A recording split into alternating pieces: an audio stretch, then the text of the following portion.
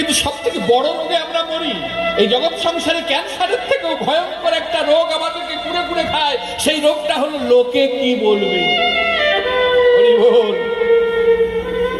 একবার ভেবে দেখো, লোকে কি বলবে। এই যে ভাবনাটা আপনার আমার মধ্যে গেঁথে আছে একেবারে তীরের মতো, মানে টানলে আর বেরোচ্ছে না। তীর একবার ঢুকে গেলে ওকে বার করা বড় কঠিন, তাই না? তা এই লোকে কি বলবে, লোকে কি বলবে, এই রোগেতে আমরা অনেক পিছিয়ে। কণ্ঠে মালা পরো, ছোট্ট ছেলেটাকে শিখিয়ে দাও, সোনার উপর হার না দিয়ে। আজকে সমাজটা এত এত উচ্ছৃঙ্খল কেন, এত বিভাজন, এত রক্তস্খলিত যুদ্ধ কেন? আমরা আসল জায়গাতেই খাপ।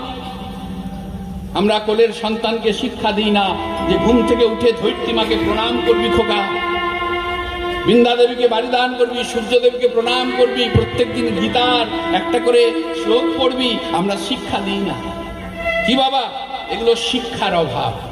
তাহলে যেমন কর্ম তেমন ফল। একটা আঙুল কাউকে দেখালে তিনটে তো নিজের দিকেই ঘুরে আসবে।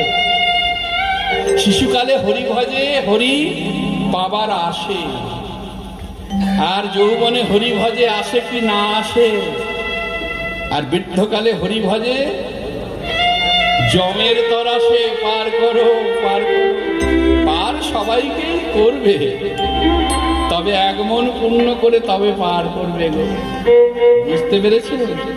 তাই সেই জায়গায় দাঁড়িয়ে ঠিক পথে চলতে হয়, সাধন ভজন করতে হয়।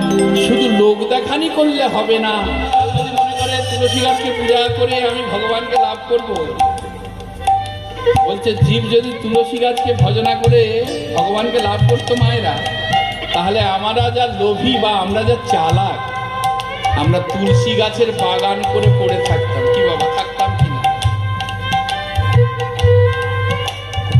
আবার অনেকে বলে পাথরকে পূজা করে জীব যদি ভগবানকে লাভ করতো, তাহলে যেখানে গণ্ডকী পাহাড়, যেখানে পাথরের জন্মস্থান, সেখানে আমরা ধর্ণা দিয়ে পড়ে থাকতাম। যেখানে পাথর জন্ম নিচ্ছে, বলছে হবে না। আবার অনেকে বলে দূর দূর, আমি প্রত্যেক দিন গঙ্গা স্নান না করে জলগ্রহণ করি না। নিঃসানে সে হরি মিলে